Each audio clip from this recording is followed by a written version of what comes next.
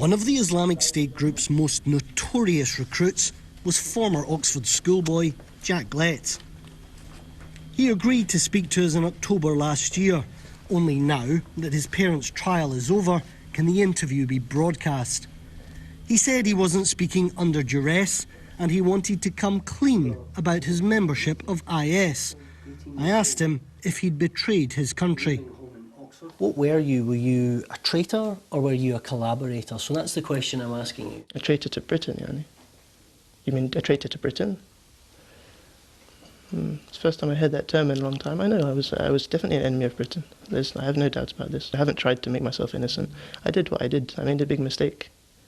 And that's what happened, yani. I regretted what I did and thought, supposedly the British idea is that even if you do make big mistakes, you can sort of go back. Not go back to Britain, I mean you can go back from your mistakes, you can set things right.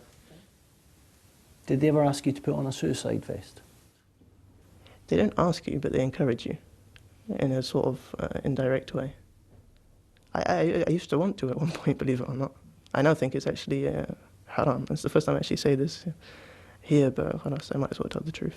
I did at one point want to. Not a vest, I want to do it in a car. So I said if there's a chance I'll do it.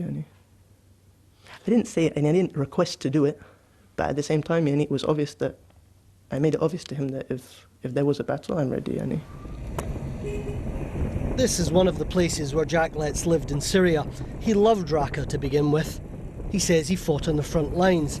In Iraq, he was badly injured. Later, he got married and had a child. He says, though, he eventually grew disillusioned and attempted to leave IS. But why did he abandon Britain in the first place? No, I had a comfortable home, I had a very good relationship with my mum, especially. And my dad as well, actually. I thought I was leaving something behind and going to something better than it. No, I thought I was never going to see them again. In Britain, they call you Jihadi Jack.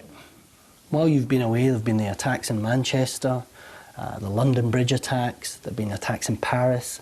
There's very little appetite to give you a second chance because of what you've done. To be honest, I'm not asking any... It's not like I'm appealing to the British public to give me a second chance. I know it's not something anyone would do. If I was a member of the British public, I wouldn't give me a second chance, probably. Maybe in this specific situation, but I don't expect that from anyone. So what do you expect, Jack? That's the problem. I don't know what's going to happen. I've been in 2 years. Every few days I hear a new promise, and it never gets kept. As for, I know it's probably not that important, but shoot, Manchester, what happened in London, on the bridge, etc. I was in prison at the time. And this is a long, long time after I left ISIS. Britain, the attacks... Yeah, but Jack, that's the point. Your recruitment as a Westerner, as a white middle-class boy from Oxford, signed up and joined the so-called Islamic State, that you were a rallying cry. You gave their insanity more credence for other people to go and join them. That's one of the things I regret. I realised that me just coming was a lot more... It had more meaning than... Methylene Syrian becoming ISIS. The fact that I came from England, etc., I understand that made a big difference. That's one of the things I regret as well. They used us as well. They used us as sort of a, what do they call it in English? Like a poster boy. Anyway. His Kurdish jailers say he can't stay in Syria. Jack Letts also has Canadian citizenship, though he has never lived there. The British government says it washed its hands of him the day he joined the Islamic State Group. Quentin Somerville, BBC News, Northern Syria.